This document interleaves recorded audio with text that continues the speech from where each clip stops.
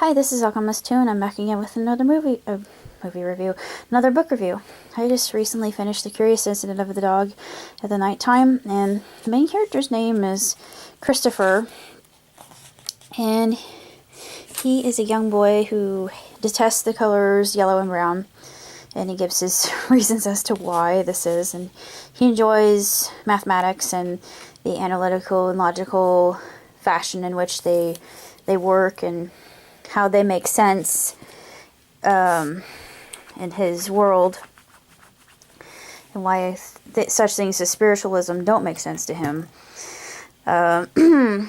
He finds Wellington, Mrs. Shear's dog next door, killed with a garden fork, and he's very curious about this, and he stirs up his courage and girds himself and starts asking questions when no one else would ask questions. This is basically written from a child's point of view, and it's really a sensational book. And the the equations presented would be far beyond my level, unfortunately, because I can only do basic math, and I can do geometry, which is a totally different realm of mathematics altogether.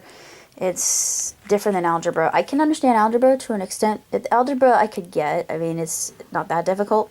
But he has quadratics, and quadratics can be really, really, really, really burdensome at times. But they're not so bad. And I wouldn't have liked a book like this, say, 5 years ago, because I don't really understand math all that well. But I like it a lot better than I do, because it makes sense, and he makes the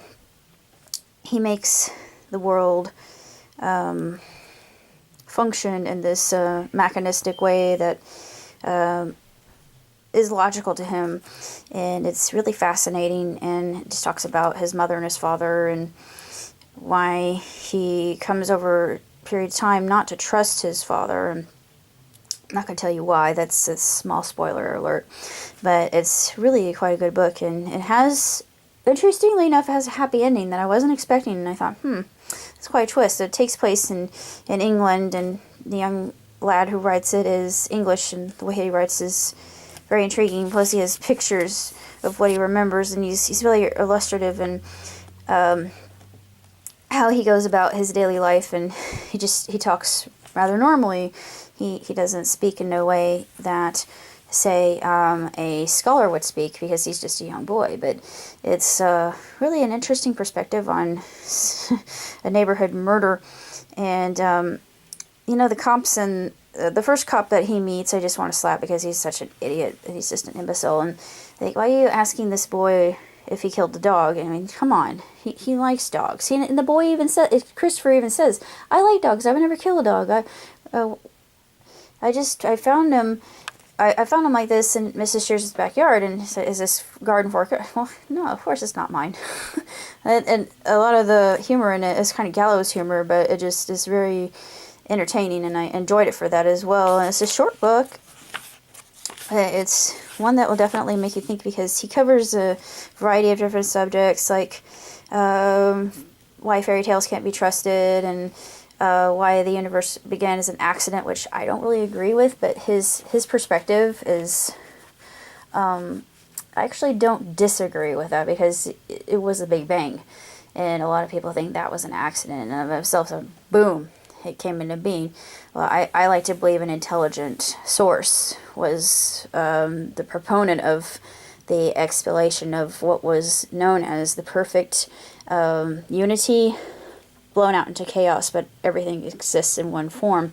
Both chaos and order exist simultaneously. I won't go into that now, but he actually speaks of that, and I agree with this. He speaks about why he doesn't believe in spiritualism.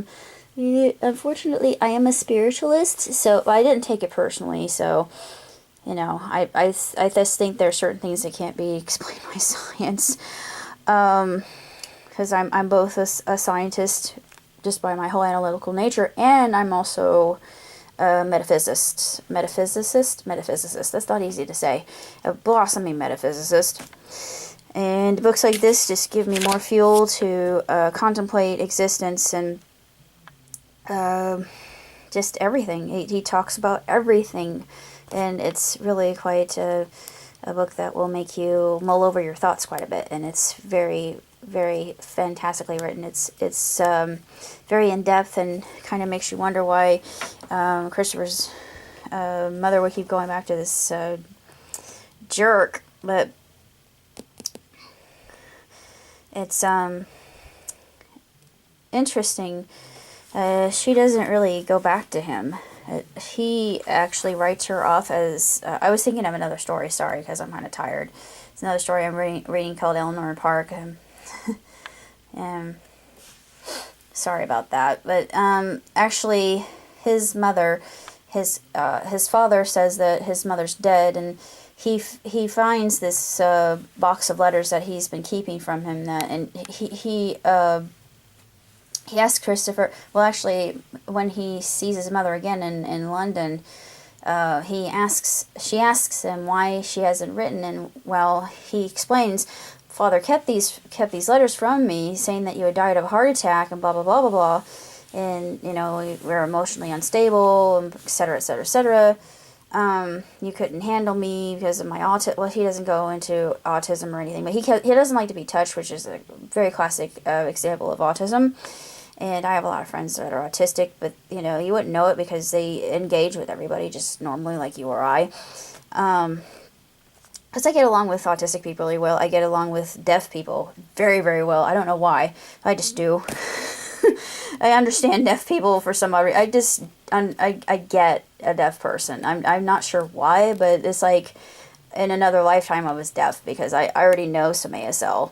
And I'm learning some ASL. Sorry, I'm getting off track. Sorry. I'm just all over the place today. But this is how the book is really written, though. It is all over the place, but it's very, very sensationally written, and I highly, highly recommend it. Even though it might be considered a bit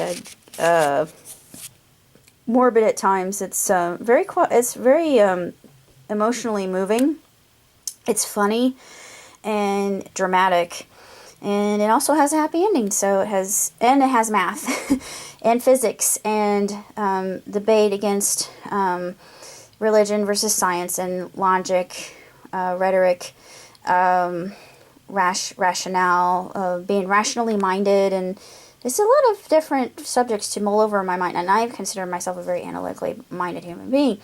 So I enjoyed it too, and I actually respected his points because he had a lot of good basis to support his refute on why mathematicians were the most logical people in the world. And I agree with that, actually. I would love to have that kind of mind, but unfortunately, I am not even close. I am just a baby in the world of mathematics. Oh well, someday maybe I will understand more.